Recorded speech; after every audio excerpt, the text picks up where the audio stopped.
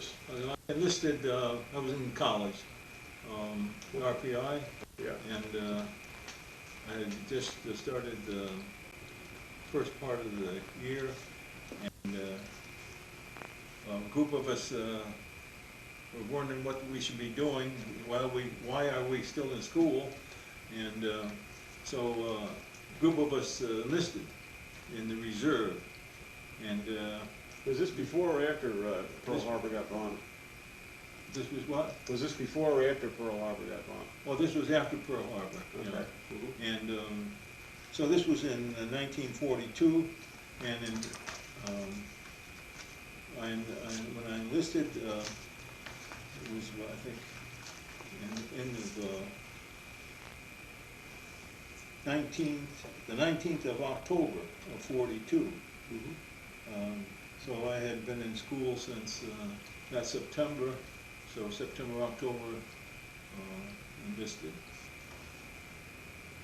We were called up, and we were told, you know, we should be staying in school. They Mm-hmm. needed us to get our education and go on from there. But then things got pretty bad, and so in 1943, June 2nd, they called us up, and we went to Camp Upton out on Long Island. I'd never been there, but I couldn't. It was like out in the sticks at that time, and we were only there for a little while.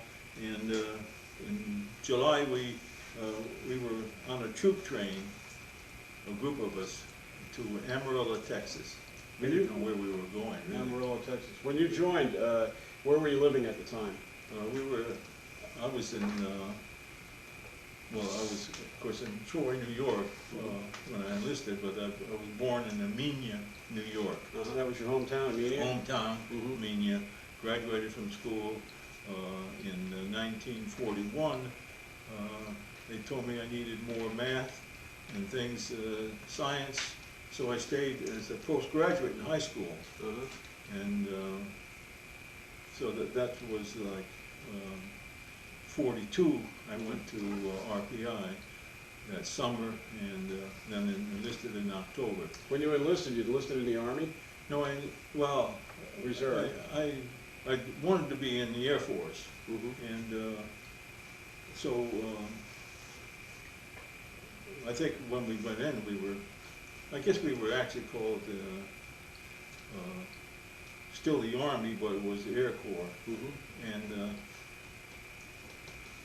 I don't know, the group must have been, you know, it went to Amarillo Air Force Base, so it was Air Corps. Okay. And I wanted to be a pilot. And so we were able to get signed eventually to classes, and to go from there. We had to take basic training, and basic training was in Amarillo. Mm-hmm. And it wasn't too long after that in physical training we had a group of physical called PT guys give us a run around for exercise and build us up a little bit.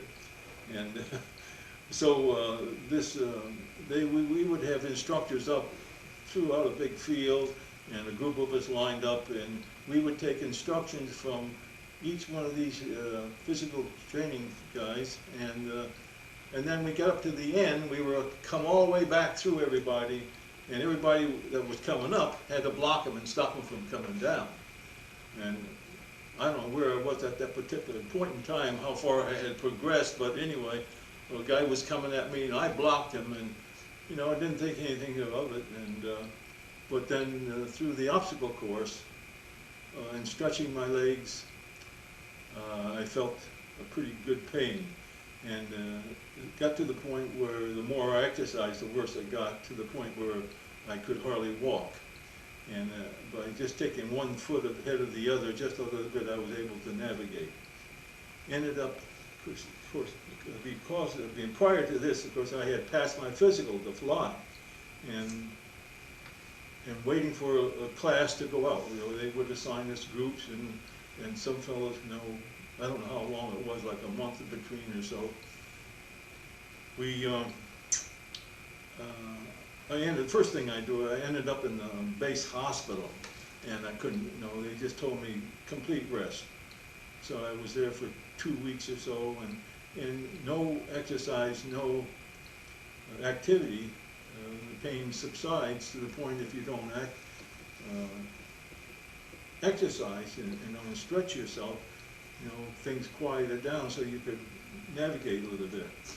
And we had a major that was a doctor, head of that base hospital, and he told me that, he says, I think that you have a ruptured disc, but I can't do anything for you here in this base hospital, and we'd like to have you go out with your next class, the next class going out, and you would end up with a group and have a flight surgeon there, and you would get they would know what to do.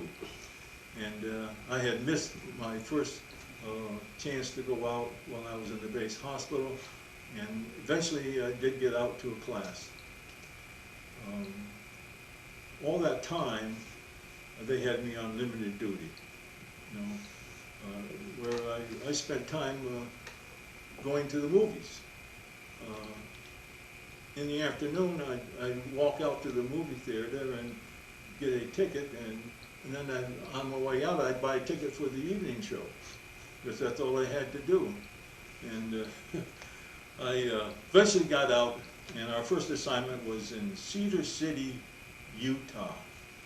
And it was a branch of the Utah State Agricultural Colleges. And they had just a group that I think we took over a garage, and we had bunks all around. But the bad part, we were like, a couple blocks from the school. And now trying to march to the school, my legs gave out again. The pain got so bad I couldn't walk. And I remember this was now like September, and getting cold. Our exercise was inside. And on the gym floor, I could not lift either foot up off the floor. Just things wouldn't work. And I hung around there until I think it was Thanksgiving time. And the flight surgeon said this was a good time to take a break for him, and he would get me to another base hospital, which was in Reno, Nevada. He drove me there himself. And I was there for a couple of weeks, and one of the things that happened there was one night a group from a tank battalion came in off of the desert, and they, I guess, ended up with a little bit too much alcohol, and they got into a fight, and there was some shooting, and one fellow got hurt, shot. They didn't think it was too bad. I was in the room, 2 beds, and the other one was empty, so they brought this one fellow in, and he was throwing up, and the nurses would check him every once in a while, and the thing that always stuck in my mind, the fellows kept saying, Lord have mercy, Lord have mercy. And about, I don't know what time it was, middle of the morning, 4 or 5 o'clock, they wheeled him out. And what happened was that I asked later that one of the bullets went in through his shoulder inside, and he bled internally and died. Shortly after that, I ended up in Bushnell General Hospital, Brigham City, Utah. And the funny part about it, every time I moved, I kept moving further and further from the East Coast. And I thought that was really strange. And I was there for 3 months, and again, I was mostly just in my room. I can't remember of even going out to meeting other guys. Was in my pajamas most of the time. Didn't do anything except craft work.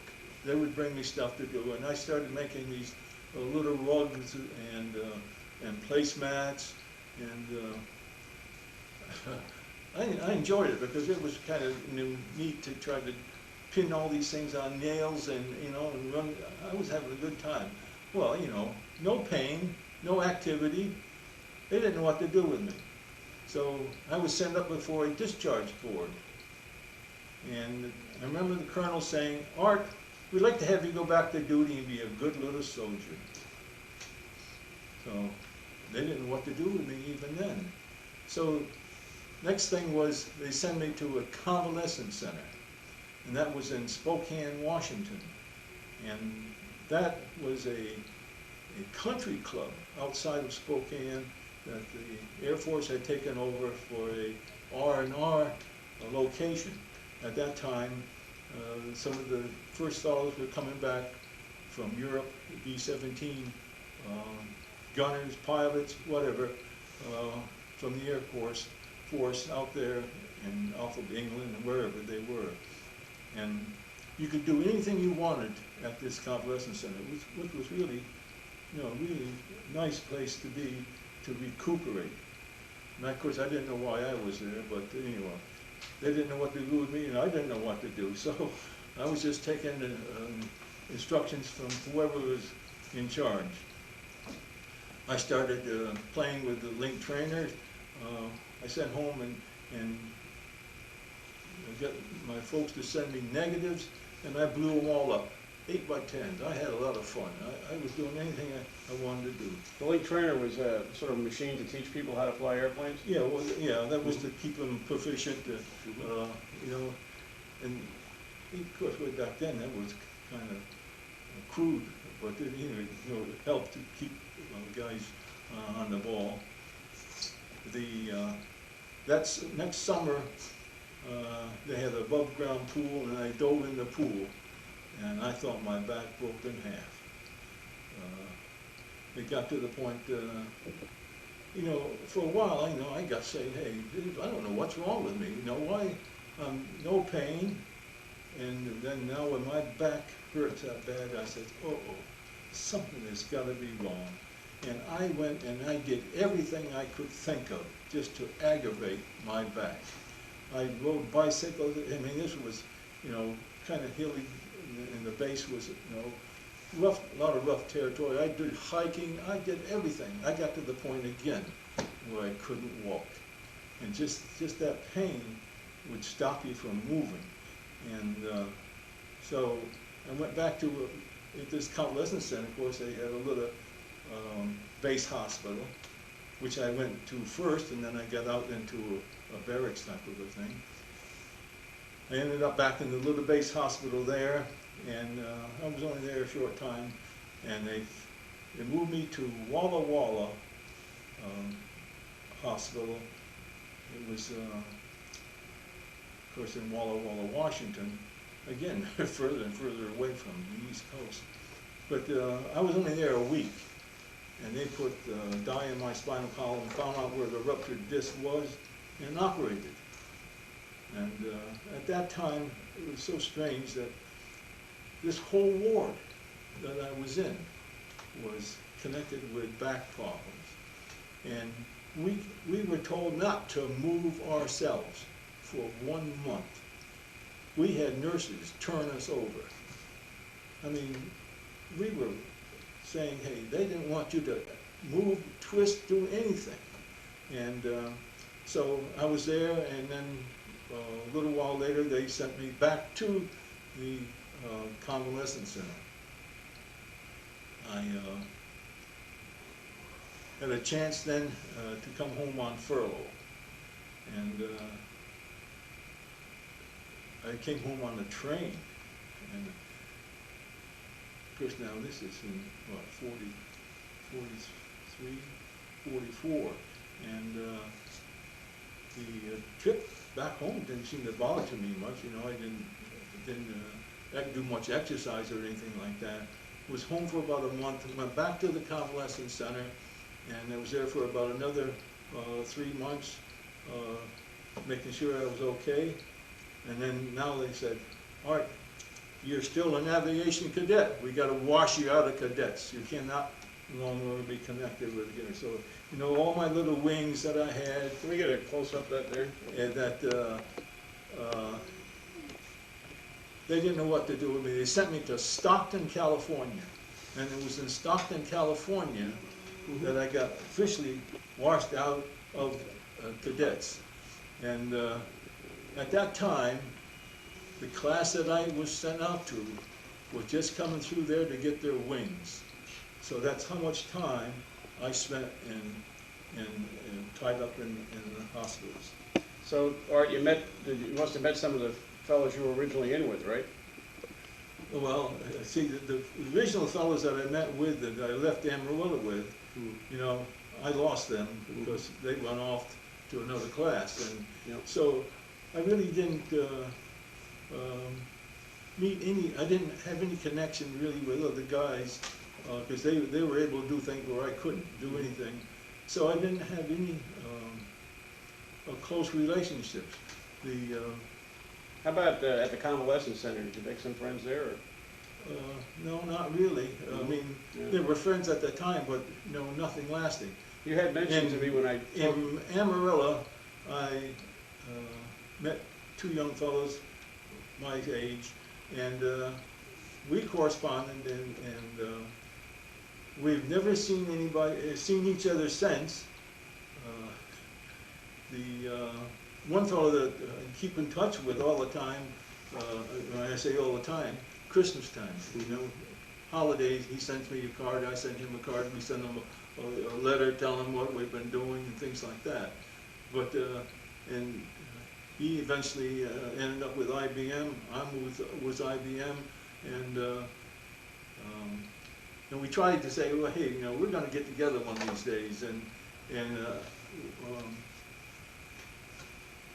so we have never actually gotten to see each other. He's since retired, I'm retired, and we still haven't met up. All right, let me just, when you talked before about the convalescence center, you had mentioned to me that some of the fellows who were there committed suicide while they were there. Well, yeah, this R&R was, all kind of guys were coming back kind of flak happy, and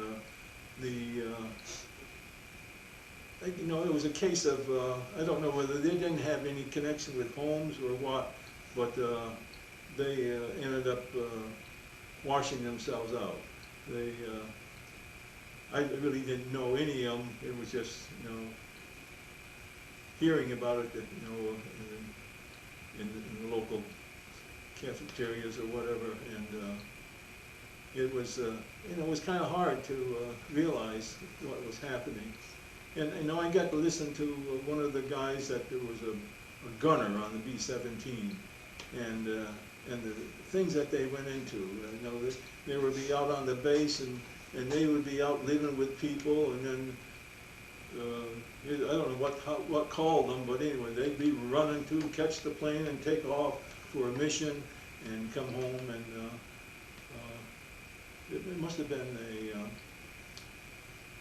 You know, at the times probably they had some happy moments, and then another time they were out there dodging flak. It was a strenuous time. So when I ended up in Stockton, California, they didn't know what to do with me, and I did at that particular time. There was one thing I didn't know until afterwards, but.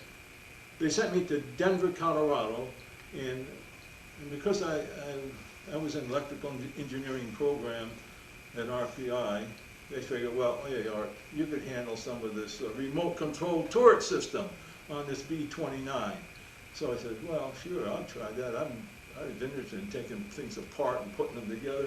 And so the class was like 16 weeks, and I ended up being a repairman, and it was a lot of fun, you know, where you looking out a turret out here on the side, and you were controlling guns up on top and underneath you and all over, and they had a little computer, and I say little, it weighed about 40 pounds. This whole class Of course, they were gearing up now for the 29s going to Europe. We were going to take out, not Europe, Japan. And they held this whole class over for another 8 weeks to learn this computer. And it was a GE electrical mechanical unit, 40 pounds. And it was pretty good. I mean, it handled the problems. And the elevation and the azimuth, the speed, all these factors you could put into the computer and control these guns. And so got to the point where, of course, they had these computers all around the little module unit that we were in. And we had to put them away after the class, and I lifted up one and turned. And as I turned, I felt something in my back.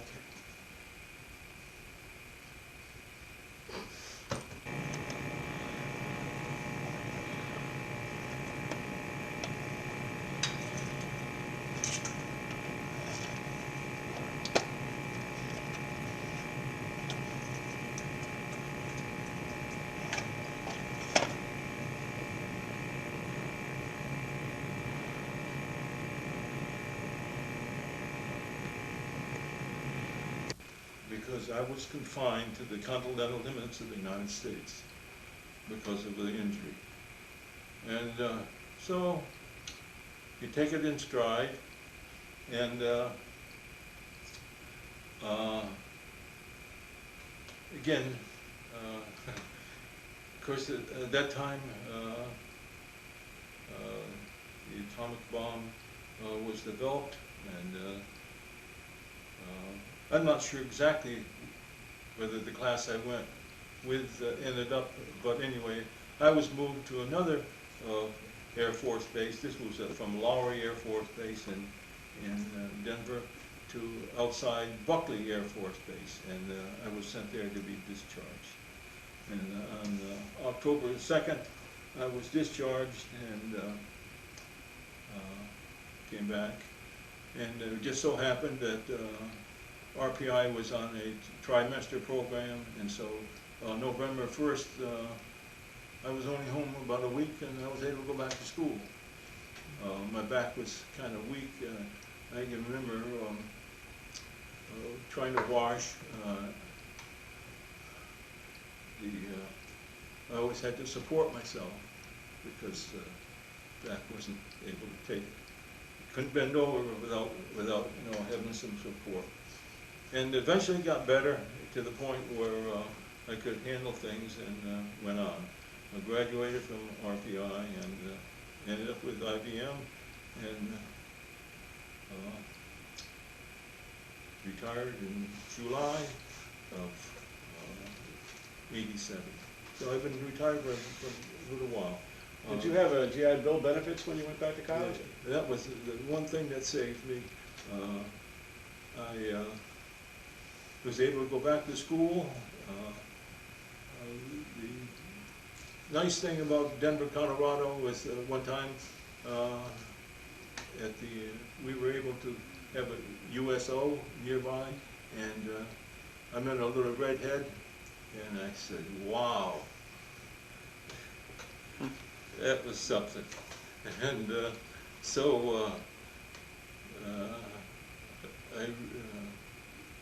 when I was October 2nd and of October, and I must have met her in the summer, and I met they had and if you ever get to Denver, outside of Denver is Red Rocks Canyon Amphitheater. I mean, beautiful things. I remember taking her out there one night in her father's car, and we would just sit there and look at the sky and everything. It was beautiful. And anyway, I retired and we discharged there, and in 2 weeks, I think I must have spent a week and a half still in Denver, lived with them for a while, and then I come off back to the east. Finished going to school, and she had graduated from high school and was working in Montgomery Wards. And here I am in Albany, outside of Albany, Troy, and and there was a Montgomery Ward store in Albany. So the first year I was back to school, I had her come out east and meet my parents, and then she went back. The next year, I went out there and brought her back and had her set up in the YWCA in Troy, New York. She got a transfer, went to work in Montgomery Ward, and with the GI Bill and what she was making, like 50 cents an hour or something. Well, we got along, and we had a little apartment, and we went from there. How long have you been married now? So we're coming up now to, from 47 to, this, what's it, 58. We'll be 58 years married in September. And we had a big family, 6 boys and 4 girls. And right now, 2 of them have died. We thought we had everything, you know, when polio was taken care of, but oldest son came down with leukemia. In 1961, he died. We held him for about a year, trying different medicines and things. You know, nowadays they're able to do a lot more, but again, time goes by. My last son died in '96. He was working on the bridge, and for some reason, shifting around underneath the structure, they were washing down underneath the salt and things, and he slipped and fell and was killed. For some reason, they had to switch cables, hooks on cables, and for some reason, in between, something happened, and anyway, he was killed. So we still have quite a family left, and things have been going along pretty good. So I'm coming up to 81 in another month and a half, and with a little few aches and pains. The old operation area is filling up with arthritis, so I'm having a little problem walking around, but other than that, I'm doing pretty good. You went through a lot in your experience in the military. So, tell us how you feel about that whole experience. Or? Well, you know, at the time, you know, I knew that they were trying to do their best to take care of me, and so I really didn't, I wasn't upset with anything. I was getting, you know, my mom at home was writing me, you know, pretty regular, and so I always had contact with home. I really didn't have any dislikes. I mean, my main thing was, of course, I knew I couldn't fly. I couldn't do the things that I wanted to do.